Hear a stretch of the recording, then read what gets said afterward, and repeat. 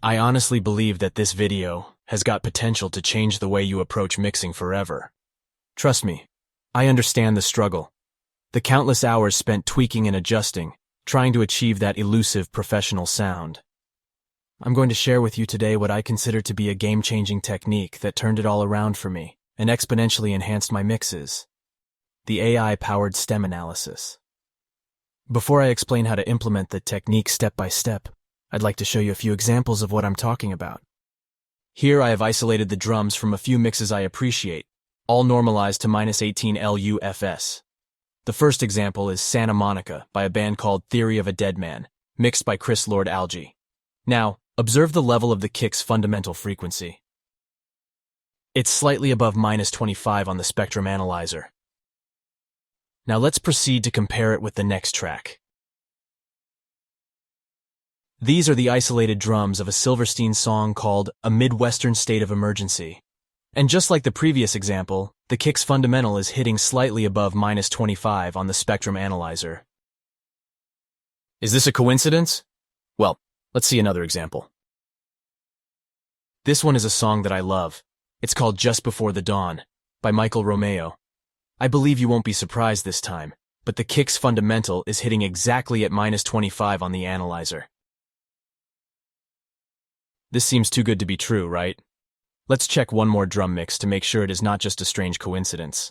This time, the song is American Idiot by Green Day. And one more time, the kick's fundamental is right at -25 on the analyzer.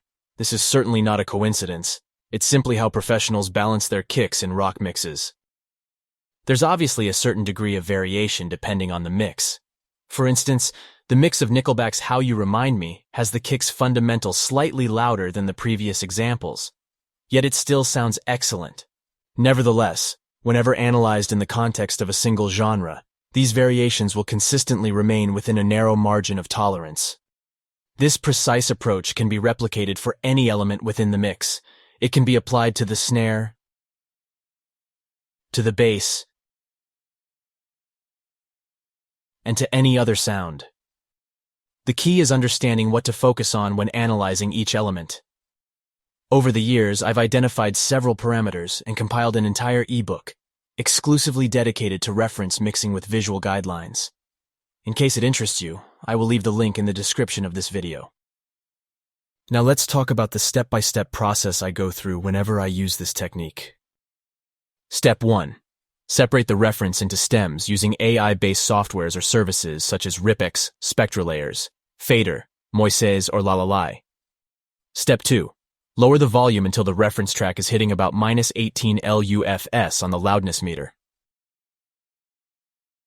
I like the Waves WLM meter, but there are great free options out there. Step 3. Analyze the parameters of each element.